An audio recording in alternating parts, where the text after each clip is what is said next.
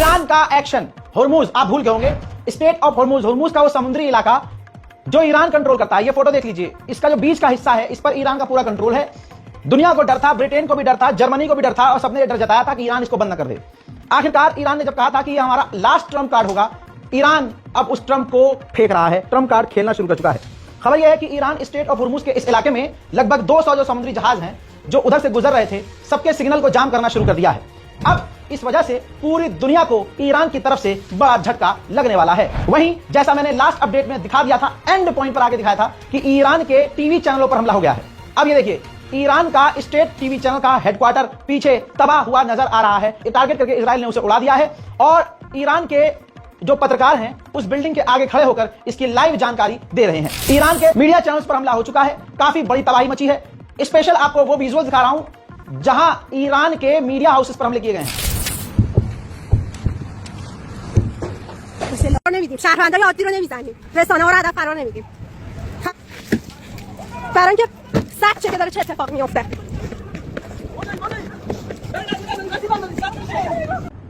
تصویر انفجار صدا سیما رو مشاهده می‌کنید. توی تصویر بر اساس روایت‌ها گفته شده که مرکز همایش‌های صدا سیما مورد اصابت قرار گرفته و دودی که توی تصویر مشاهده می‌کنید حاصل انفجار صدا سیما هست. انفجار به شدت شدید بود، صدای اون تا کیلومتر. ऊपर की तस्वीर देखिए, ये हमले से पहले का मीडिया हाउस है और हमले के बाद उसका हाल क्या किया इजराइल ने, ये आप इजराइल के हमले की शिद्दत समझ सकते हैं। खुदा की कसम, ये ईमान की ताकत है। इस जंग से तमाम मुसलमानों को, डरपोकों को, जो डरपोक हैं उनको सबक सीखना चाहिए। फिलिस्तीन से भी और उनके लोगों से भी हमने बहुत कुछ सीखा।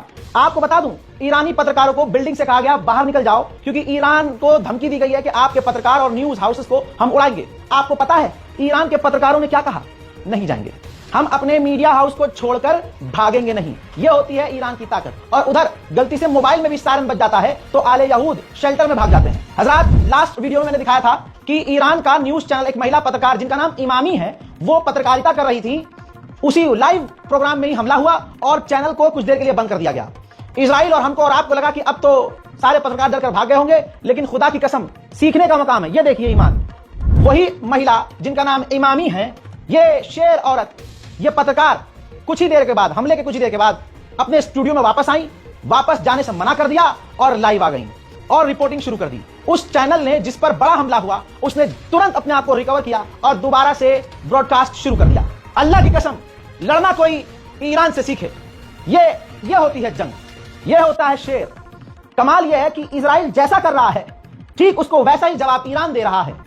वैसे तो तुम्हारे बड़े अरब के देशों ने फिलिस्तीन के हक में एक जो है मिट्टी की मिसाइल भी नहीं चलाई। ईरान कम से कम ऐसा देश साबित हुआ, दुनिया मान रही है कि हाँ, इसमें इतना जिगरा है जो इजराइल पर दांत मिसाइल दाग रहा है। और अभी तो सिर्फ 370 दागी है। अब सुनिए जैसे को तैसा, ईरान ने वार्निंग दे दी है, कहा है कि इजराइल का चैनल 12 है और इजराइल का चैनल 14, ये जो दो इजराइल के दो बड़े चैनल हैं, ये अपने हेडक्वार्टर को मुन्ना खाली कर दें, हमारी मिसाइल तुम्हारी बिल्डिंगों को चूमने आएंगी। अल्लाह ईरान को हिम्मत दे। बहादुर की एक ये भी क्वालिटी होती है कि बुरे से बुरे वक्त में वो दूसरे के आगे हाथ नहीं फैलाता। आपको पता है पाकिस्तान के डिफेंस मिनिस्टर ने क्या कहा? पाकिस्तान के डिफेंस मिनिस्टर ने कहा कि हम ईरान की मदद करने के लिए डेफिनेटली रिस्पॉन्स करेंगे और जो कुछ करना पड़ा करेंगे। लेकिन उन्होंने यह भी कह दिया कि ईरान ने अभी तक हमसे यानी पाकिस्तान से मदद तक नहीं मांगी है। आपको यहां यह भी क्लियर कर दूं कि इस बहादुर ने सिर्फ पाकिस्तान से क्या, अल्लाह के सिवा किसी से मदद नहीं मांगी है। जो 370 मिसाइलें, सिर्फ अभी तक 370 ईरान ने मिसाइल दागी हैं। कल रात को हाइफा, इजराइल के हाइफा इलाके में हाइफा पोर्ट पर जो हमला किया, उसके दिन को उजाले की तस्वीर सामने आई है। ये देखिए, क्या सुकून है भाई, देखिए।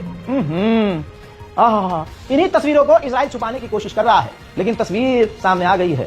इसी वजह से शायद इजराइल ने ईरान के न्यूज चैनल के हेडक्वार्टर को उड़ाने की कोशिश की है, ताकि उसकी पतलून खुलती हुई दुनिया को ना दिखे। ग्राउंड पर अगर कोई मदद कर रहा है तो चाइना है। सबूत यह है, चाइना के और भी कार्गो जहाज ईरान हथियार लेकर पहुंच चुके हैं। इजराइल की इतनी मैं वो जुमले इस्तेमाल नहीं कर सकता, नौजवान खुद ही फिल इन द ब्लैंक्स कर लेंगे। परिवार के साथ आप देख रहे हैं, कोशिश करूंगा कि जुमले में सिंपल इस्तेमाल करूं। हालांकि अंदर से मैं क्या क्या बोलना चाहता हूं आपको पता ही है। आपका दिल मेरा दिल एक साथ एक जैसा ही धड़क रहा है माशाल्लाह।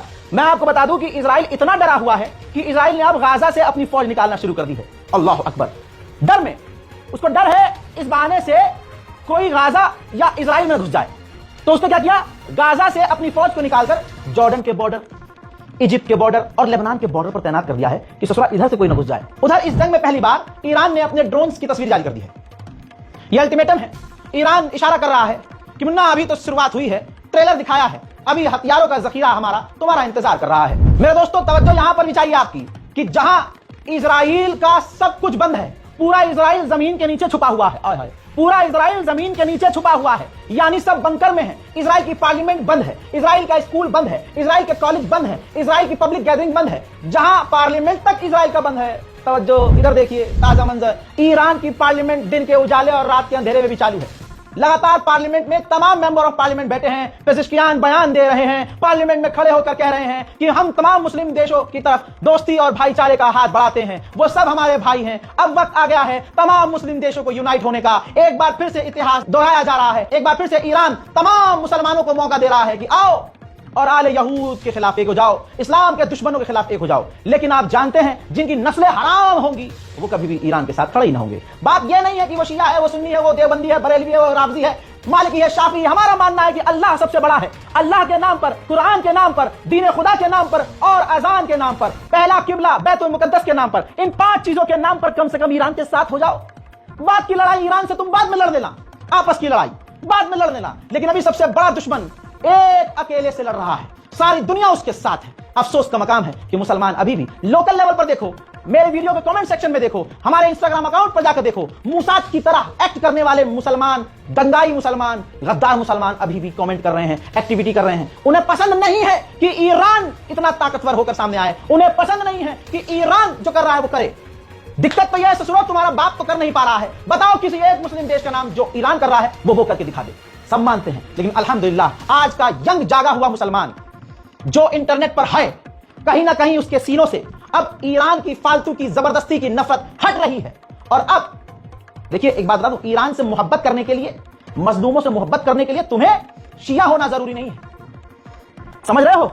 यह हक की लड़ाई है, यह इंसानियत और हैवानियत के बीच की लड़ाई है। ऑप्शन ज्यादा नहीं है मुन्ना, मुसलमानों ऑप्शन ज्यादा नहीं है, या तो इधर या तो उधर। पेजिशकियान ने स्पेशली पाकिस्तान का अपनी पार्लियामेंट में खड़े होकर शुक्रिया अदा किया कि पाकिस्तान ने आधिकारिक तौर पर अपनी पार्लियामेंट में खड़े होकर इजराइल की निंदा की और यह भी कहा कि अगर हमारे पास ईरान के पास मिसाइल न होती तो ऐसे हमले हम पर दुश्मन रोज करते। امروز باید همه کشورهای اسلامی دست به دست هم بدیم. دیروز در مجلس سنای پاکستان مسبب کردن که قربان سیاست‌های زشت اسرائیل با ایرانن و در تمام جایگاه‌هایی که نیاز باشه با ما خواهند بود.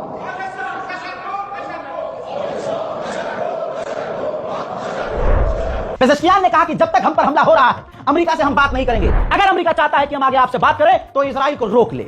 ईरान ने आधिकारिक बयान में कहा कि हमने तमाम डेटा एनालाइज किया है, हालात को करीब से परखा है और हम ये कहते हैं कि हम लंबी जंग के लिए तैयार हैं। लीजिए इसी के साथ आले यहूद की मौत की तस्वीर दिखा दी है।